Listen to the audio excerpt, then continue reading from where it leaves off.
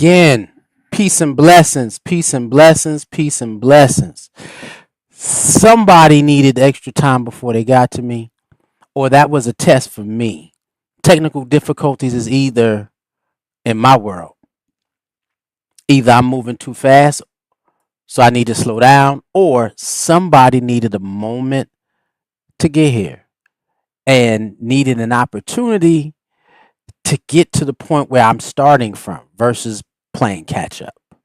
So those who are tuning in, I thank you, and I appreciate you for joining in to another experience of the African Speaks.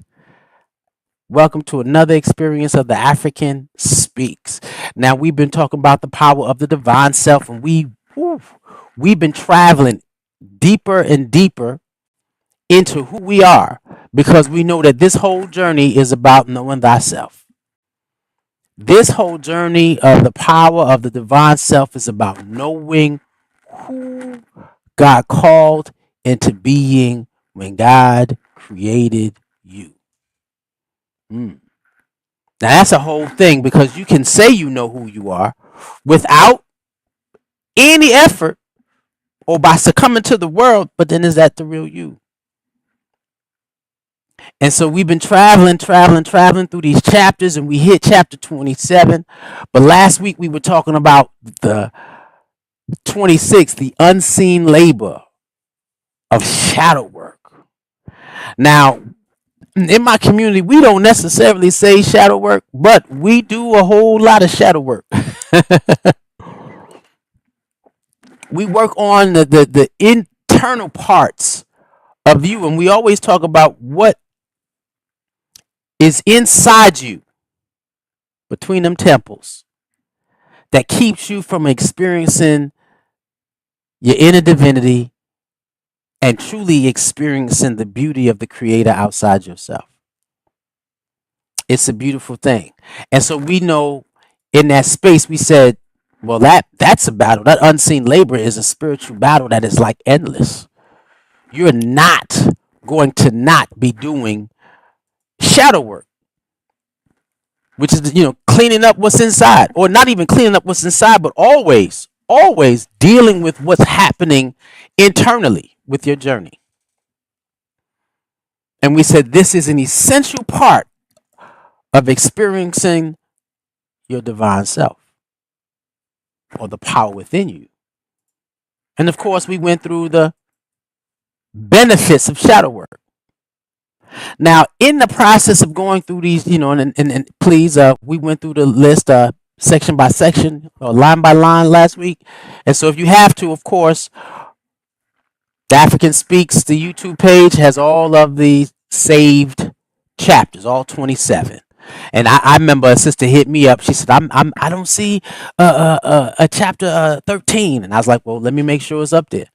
Right. And I had to go back there and put it up. I don't know if you've noticed that I stopped running this intro song because that's what I was realizing, that YouTube will not allow me to save my sessions if my intro song, not my intro video, but the song that I always play in front of this, because that truly inspires me to do these lessons. But we went through these, and so going through these, I wanted to follow up with the benefits of shadow work.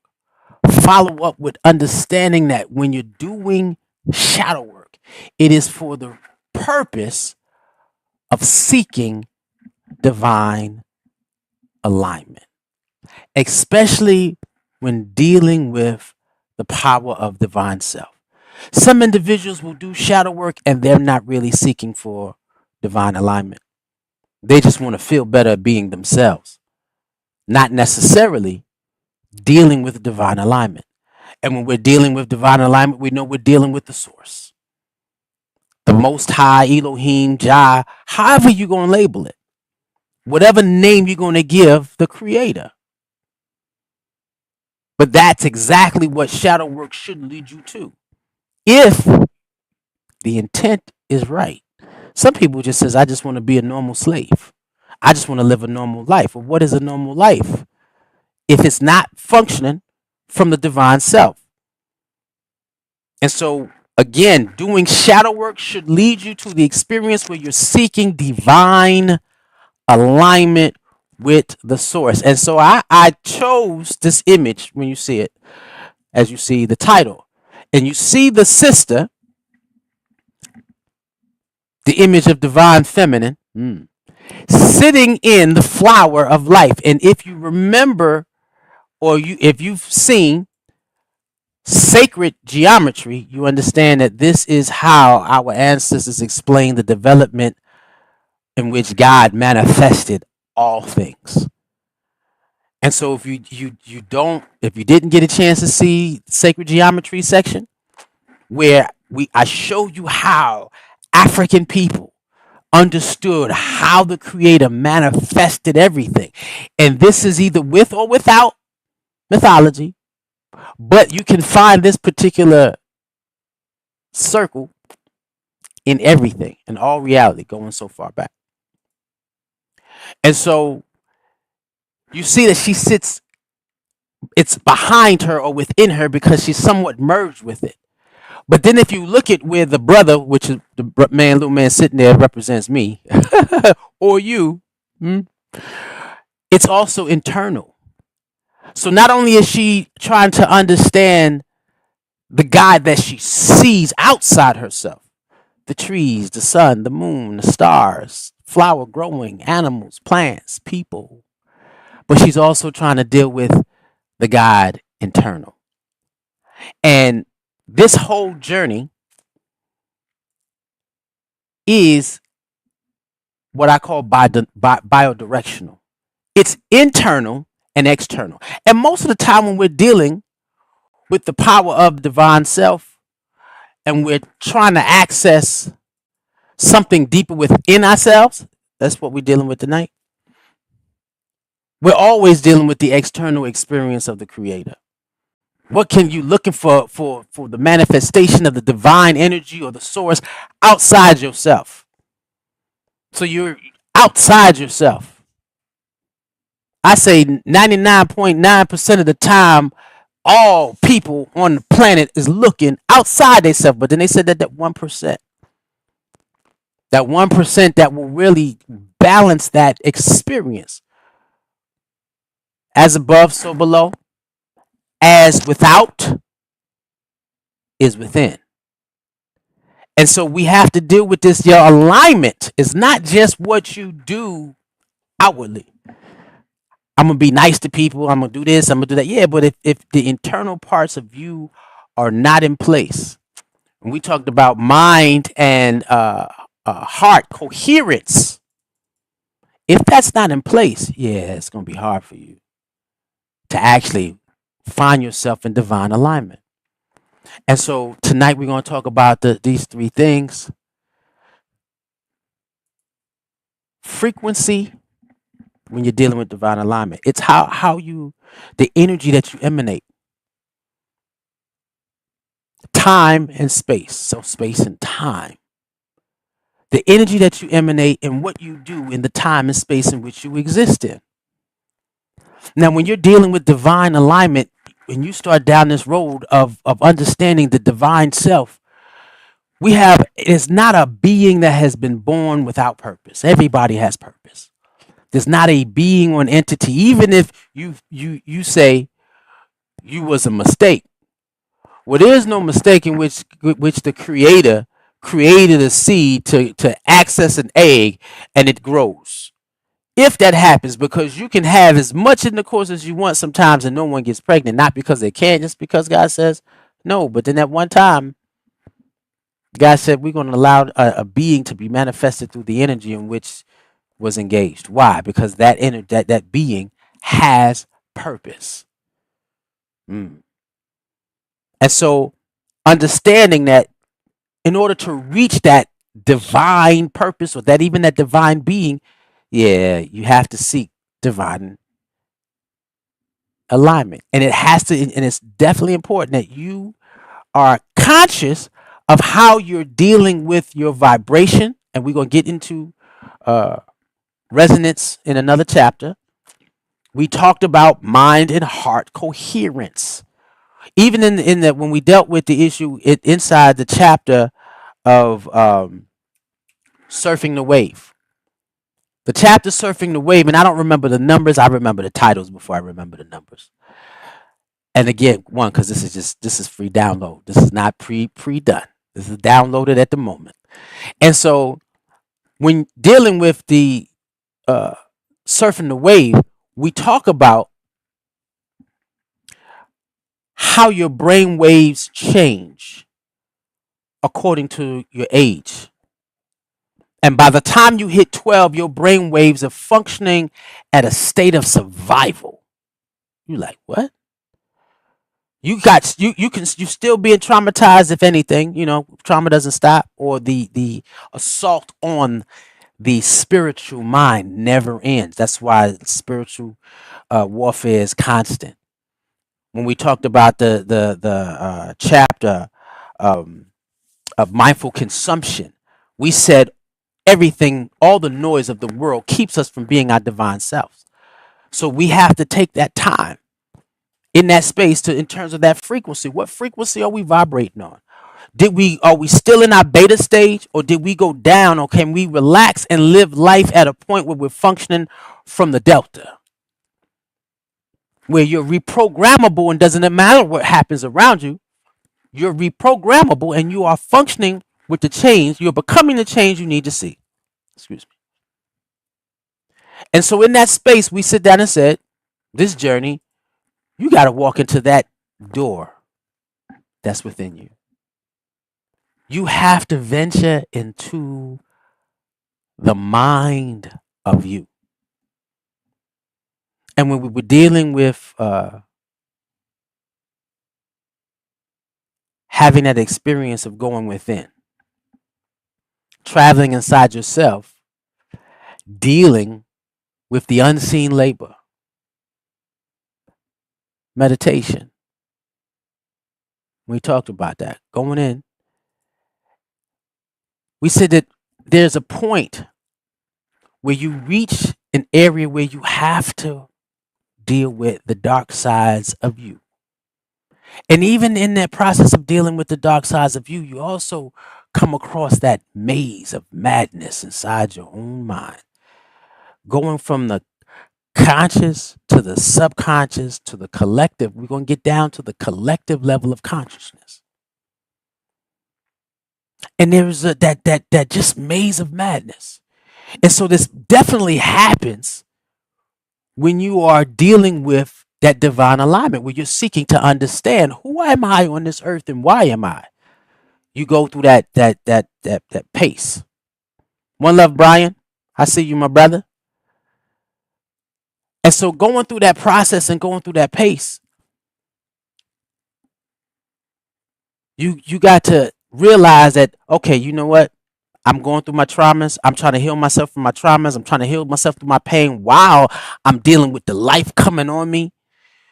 There is a point in time where in this journey where you are strictly going through your seasons of trials and tribulations, spiritual season of development. This never ends. And it was funny when I first started actually taking this journey more seriously than I did before, where I had to put the effort in. It was more than just me being in my community, because there was a level that when I was in my community, I wasn't hitting. Because I was in the community, you take it for granted that hey, I'm here. I'm doing what you tell me to do. Versus, I'm trying to figure out what God is calling me to do. So you become a great listener and a person who can follow directions. But then what happens if there's something manifesting in you that you're supposed to create? That is birthed in you, that seed. In order to get to that, and a lot of people that I know haven't gotten to this. That seed where you get your own direction. Why? Because they don't understand these tests and trials are means of showing you who you are or who you aren't. It's a faith test. And the creator says, well, you know what? If you're looking to become the more powerful you that I created, when I knew you before I formed you in the womb. Now you in this earth, and we said the socialization in whatever atmosphere in which you in can fragment you, and we'll see that again coming up. But this phase in this in well in these chapters where we at now, we're understanding that we're going through tests and trials. This is where we are because you cannot graduate to a level of understanding, a higher level of understanding, or a more deeper level of understanding if you have not been tested on do you truly believe you've internalized your greatest self in the moment in which you're living in time and space. How do you handle it? Vibrations. So some people go through something over and over and over and over again. Why? Because you have not graduated from the level in which you're in. And so in this journey, sometimes people say, "Oh, you do it by yourself. I can't go inside with you." But even when you're internal, when you're going internally, right? As a community, we guide you there, right? You walk in with inside yourself. But we said the deeper you go with inside yourself, you should understand that you walk with your ancestors. So if you can walk internally with your ancestors, you should be able to witness them externally, right? And so a lot of things that you go through will have you in a space where, again, God is testing your gangster. You need your gangster tested. Why? Because you were socialized in a fragmented world and you're seeking to be whole. So if you're seeking to be whole, what?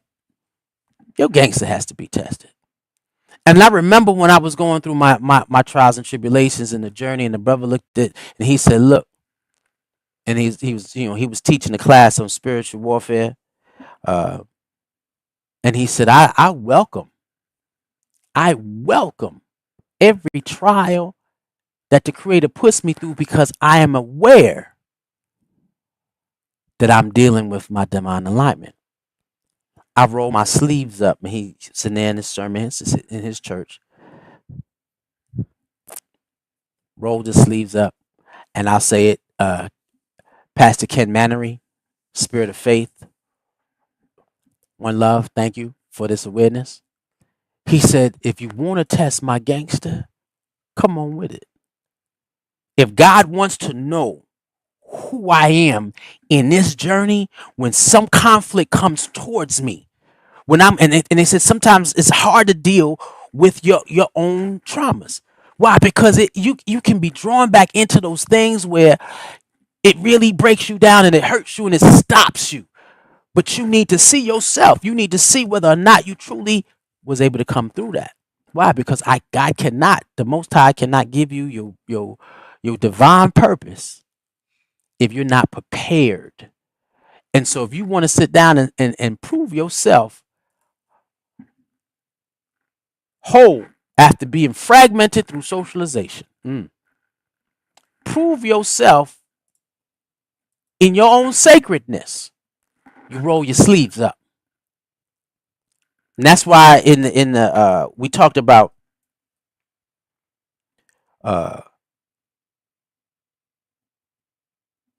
being able to be angry with a particular righteous indignation, because you can't fight your fragmentation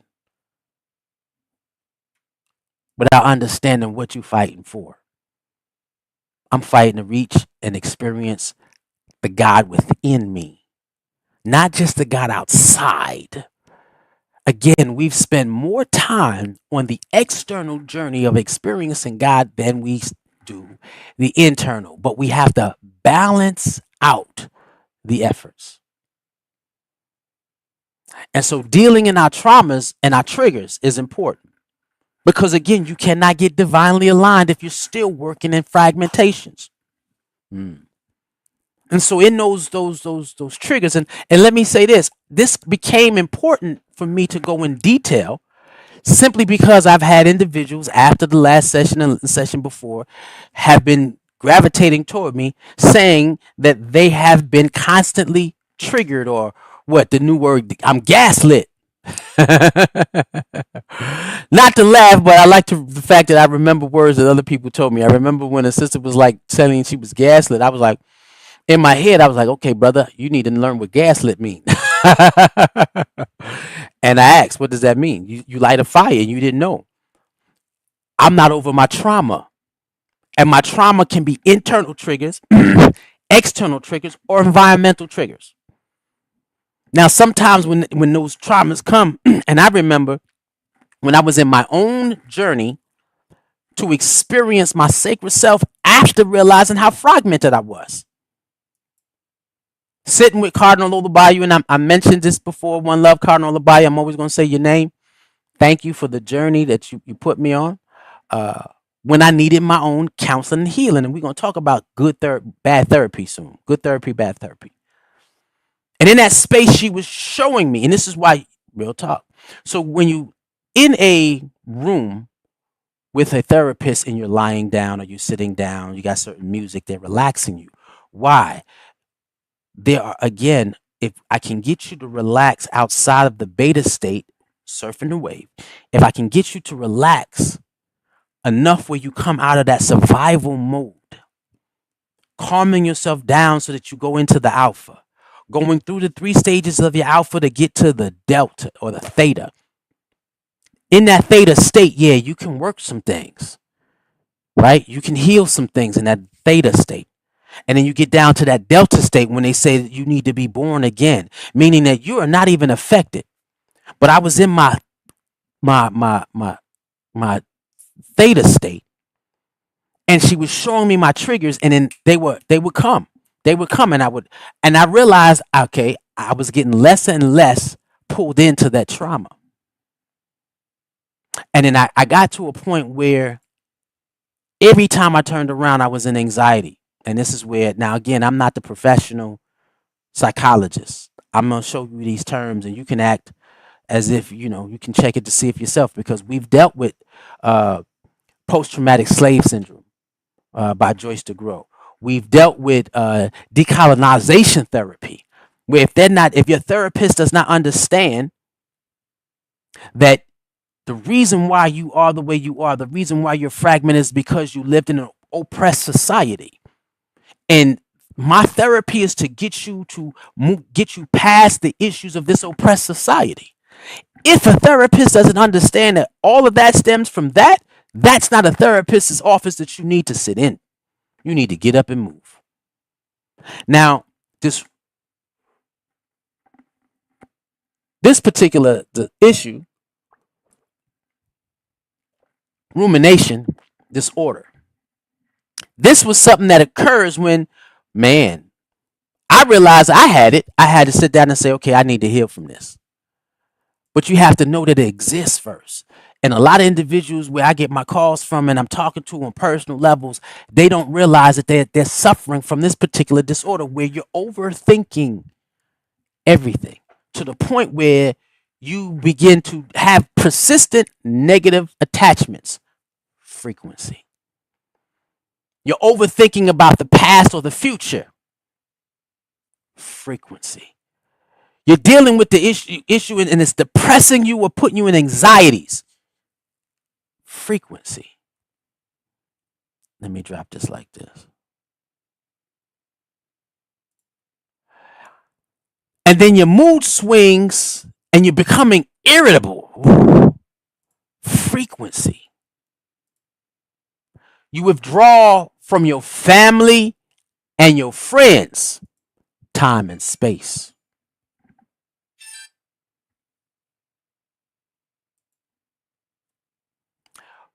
You experience of fatigue and sleep issues. Time and space.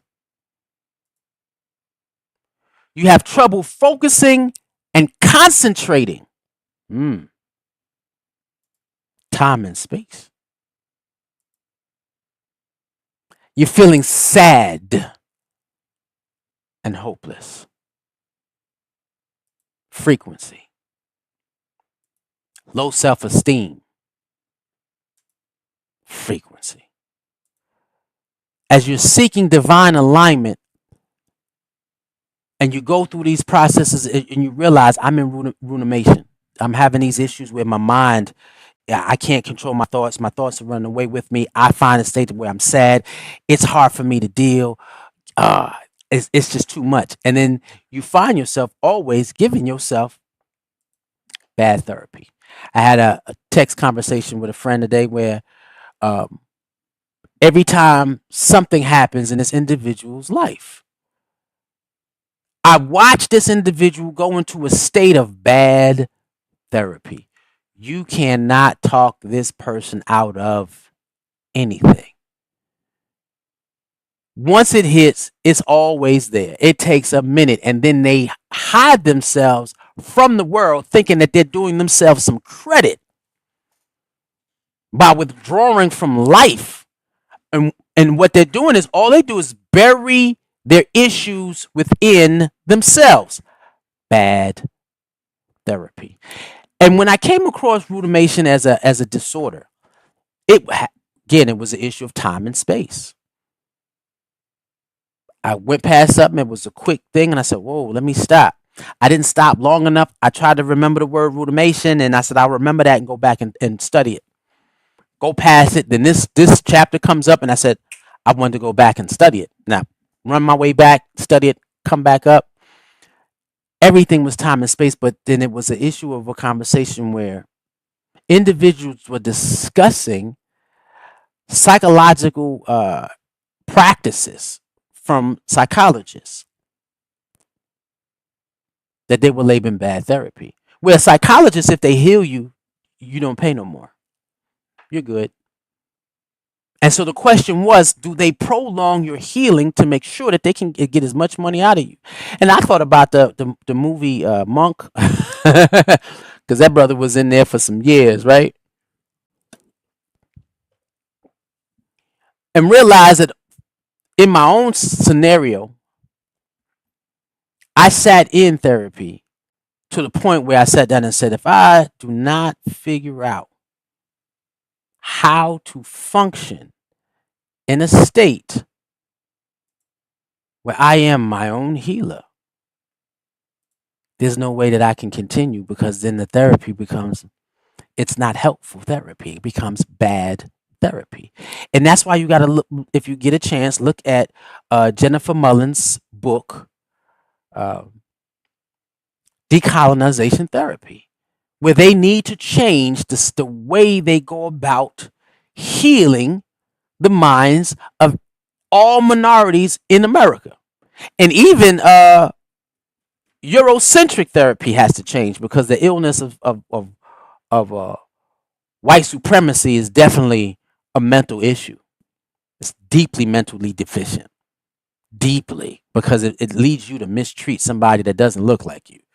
But we're not dealing with them, we're dealing with us and our journey, the black of all things, seeking divine alignment. And so when we're dealing with the issues of rumination,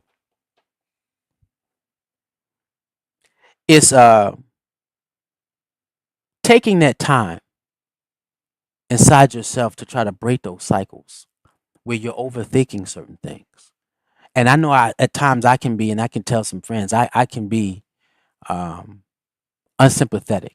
I'm unsympathetic to people who have spent their whole lives in the spiritual community and still talk about their traumas, still function from their pains, their shortcomings, their insecurities.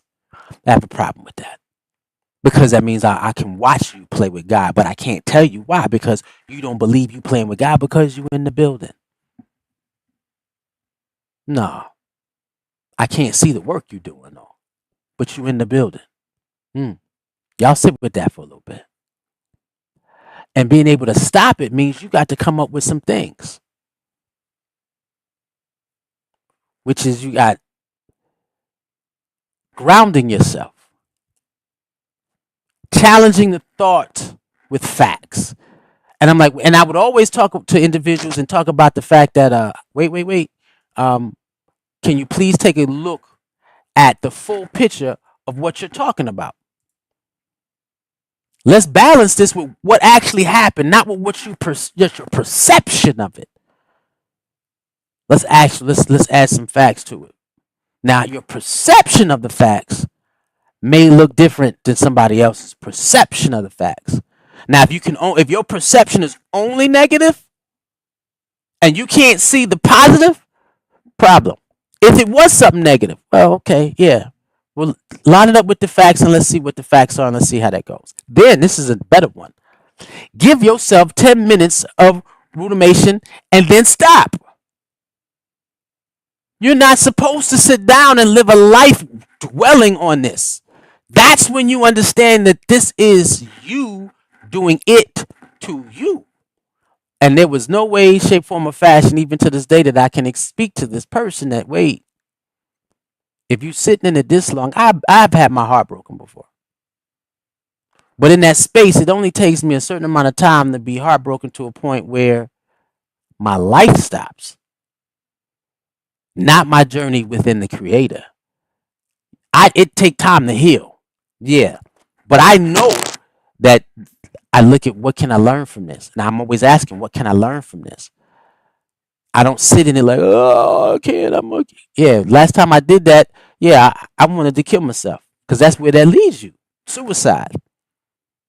Ain't that sad? That's where mental illness leads you. You want to end some things. And then you do end. Some people don't even commit. It's a mental, spiritual, and emotional suicide if it's not a physical. Right? Get help. I tell anybody, if you're suffering from anything and you need help, get help.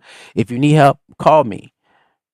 I will lead you to, I got a line of therapists that's powerful. Come on. Real talk. Say the thought out loud and crack jokes on yourself. They say that's as healing as possible. Distract yourself with stimulating activities. Look at what I created and what I became. Real talk. My worst time in my life threw me into the experience of manifesting the African within inside myself. Ain't that something? Do a workout that takes all your attention. And one love Cardinal Swart, because I remember when Cardinal Swart said, and this brother in our community, I got to work out, man, because if I don't, yeah, that's how I handle whatever stresses I deal with. I let it out. Start a daily meditation practice. This is what we're talking about. Going inside, walking into that door, dealing with seeking your divine alignment. We're going to get some issues, some techniques to get to that.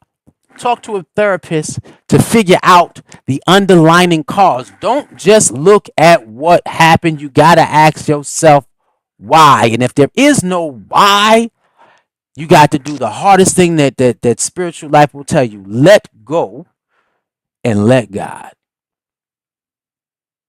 Let go and let God. And if you have a good therapist, that therapist will sit down and tell you, okay, it's time for you to walk on your own.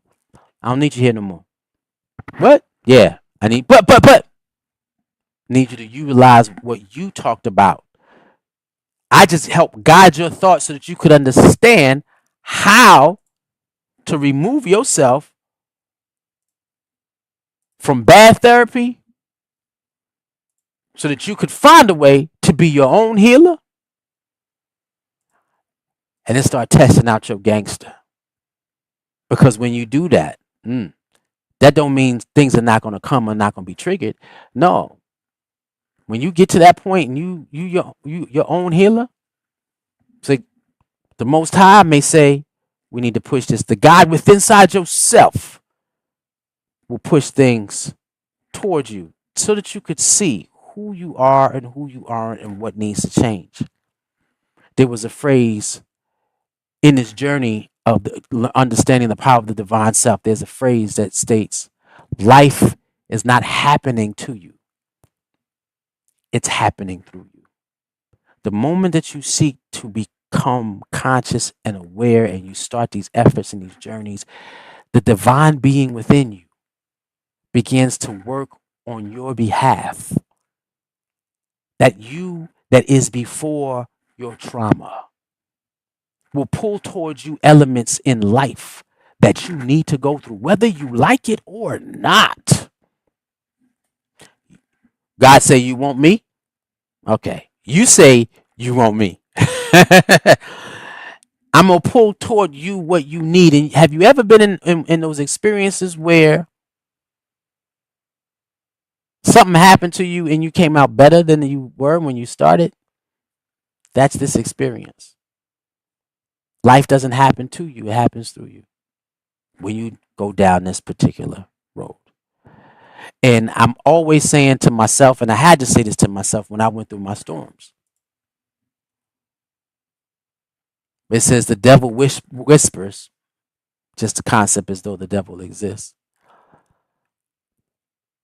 Can you withstand the storm? Until I looked into the animal's eyes and it says, the warrior replied, I am the storm. And when I understood life doesn't happen to you, it happens through you, meaning that I'm going to create within me, the divine being within me will have me go through things that will help me, become what I'm called to be. Can you look at the issues of life that you're in and say, I am the storm I walk through?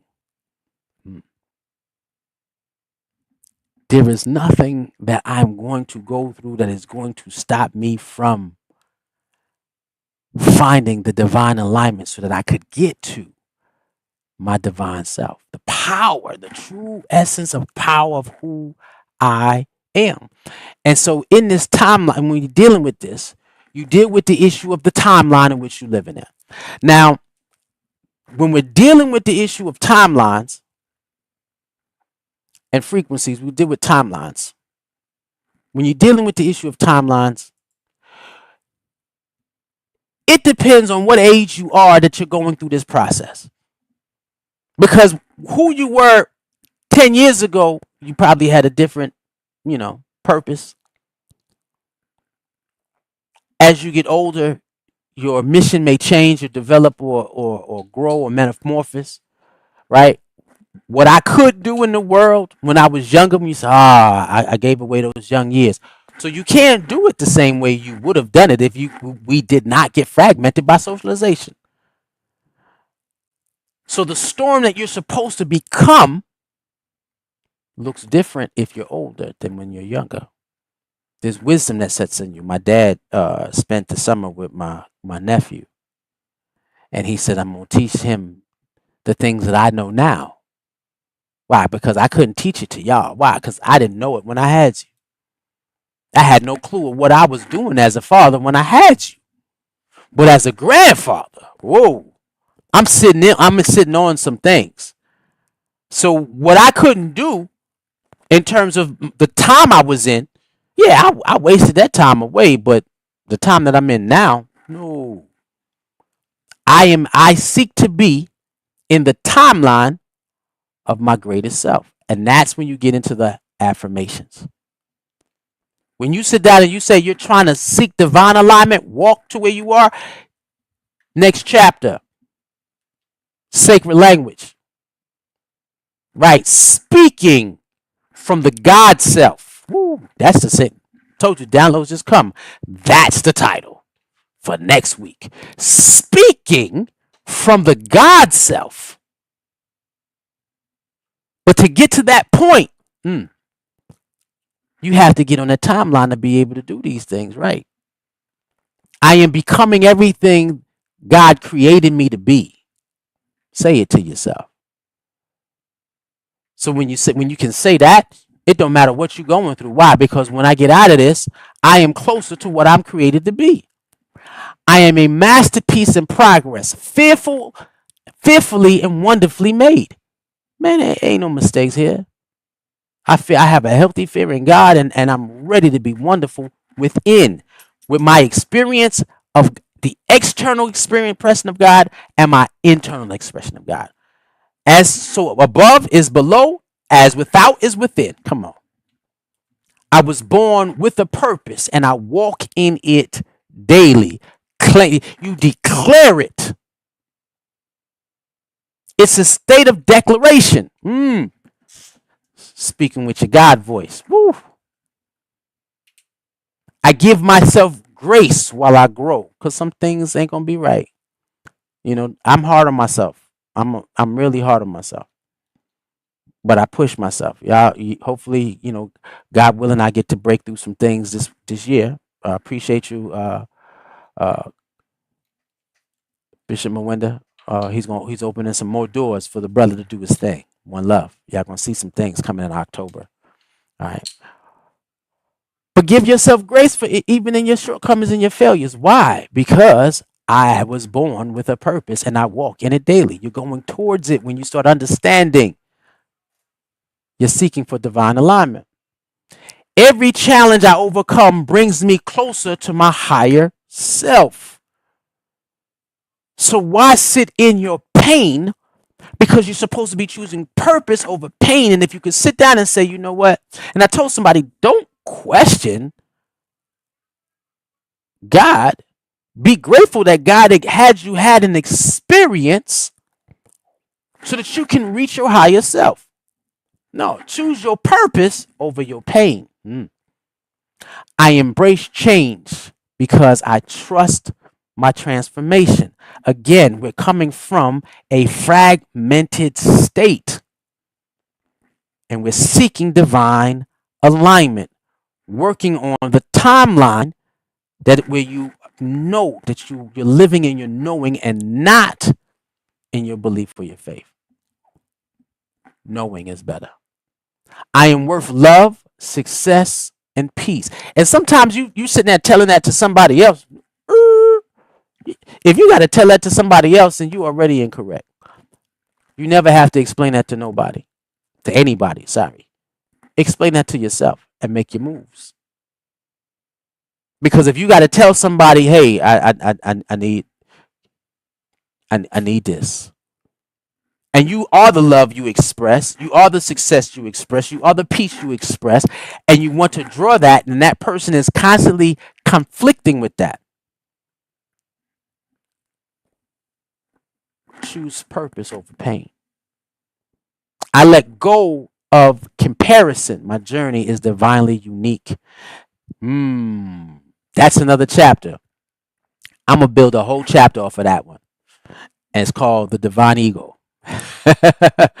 Yeah, that mortifying your ego is not 100% right. But I came across an understanding that my journey is divinely unique, and what keeps me unique is the gifts and talents that are within me that drives me to always produce what I'm called to produce. Radiate confidence, clarity, and calm. There's a state of peace when you know that you are connected to your divine alignment, that God is guiding you. You are connected to you. You're going towards your most powerful state of being. Ain't no issues. Why? Because, like you said, let go. You let God. It's going to get you there. And so there's certain clarity of, I know where I'm headed, despite the madness around you. And there's, I don't even say confidence, because confidence can be swayed. Godfidence can't. My strength in myself comes from my connection and relationship with God. That's my God swag. I invite God in every part of my growth and journey. And so I'm always people. Why are you so forgiving? Because I got God in this journey, and so I could rock with you. As long as you try to get to your higher self and get me to my higher self, yeah, I can let some things go. But if you're trying to stay in the state in which you are, where you try to, where you came at me, no, I'm not. But other than that, yeah, I'm not gonna let you keep stabbing me. God didn't build me like that. I move in alignment with God's will and not the world's pressure. Woo. Ain't that something? And that's what social media is doing to us. It's destroying our state, because you're watching how people are faking like they living, and you trying to figure out, why can't you live like them? Are you in their time or are you in God's time? Frequency, vibration, space. I trust that I am on the right path even when I can't see the finish line. That's when you're living in your knowing. when you allow yourself to fall apart on a regular basis because you can't see the reasoning behind anything. Oh, I'm having a. Never question God, question your connection to God. That's the only thing that needs to be questioned. Are you connected to the source? And look at the source. You're always connected. It's just your awareness mentally that's disconnected. God is never away from you. Never. I show up for myself with discipline and intent. And a part of what we do in our journey is you wake up and you light a candle every day with an intent to experience something in that day. Were you experiencing your higher self in that day? What is the intent today? And don't ask anything, declare it. We're going to talk about speaking from your God voice. And when you can always wake up and ask and say, or make the declaration that I am in the timeline where I produce my greatest self, manifesting my greatest purpose, living in my greatest power. I'm aligned with a timeline that allows me to see the complete level of divinity within myself. I allow myself to see the divine or the divinity within others so I can continue to humble myself in my journey as I watch and seek others' journey with me. There are things that you say, just declare your awareness in this space. And then it's going to not matter whether or not you can see the past or the future clearly. Because you're in that space where regardless what I'm going through, I'm rolling up my sleeves and I'm going to gracefully dance through the chaos of what others may see. And so, what others call chaos in your life, I'm going to say these are just my trials and tribulations. And as I work my way through them, and as I learn how to strengthen myself through them, I become my greatest self because of the things that I'm doing. I remember at one point my brothers used to look at me and be like, how do you do this when the world is chasing you down? I always turned it back. How do you not dance through it? I don't know how not to. And so in that space, it doesn't matter what other people may see around you. Can you see yourself growing in a place that may be surrounded by chaos? Why? Yeah, because the God within you is louder than what is outside you. A lot of spiritual disciplines tell you to look within for the experience of the Most High. Look within first. Because if you can capture that, then whatever man does to the world around you won't affect you. And what used to look like a maze to you will turn out to be a clear road to living waters. Mm. Can you get to that space where you are moving from journeying through the madness of the maze within you, where you walk in alignment and divine order in every storm that comes your way, you identify with it and see it as an extension of you. You conquer it and you continue to move through life as though it's a straight, clear path. Mm. When you're seeking divine alignment, this is getting us closer to understanding who we are, whose we are, and why we came here. And as it draws closer, yeah, we experience the power of divine self. The more and more I go into this, the more and more I'm teaching this, the more and more I'm surrendering to the downloads that are coming to tell me what to teach, becomes more of an awakening. And I'm eager to see what the end looks like. When I can see me, I said, I'm going to pour some of me and some of you, and some of you and some of you and some of you. And I'm going to watch God do its thing. And everybody that I can speak to. I told somebody one day I walked into Best Buy and somebody yelled, "The African is in the building." And I can do nothing but smile. Because somebody I didn't know was listening. That means we have an opportunity to use this technology to develop to our higher selves, come together as a community, change life.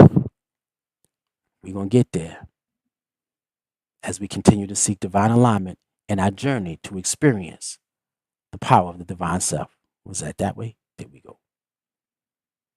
With that being said, one love. See you next week.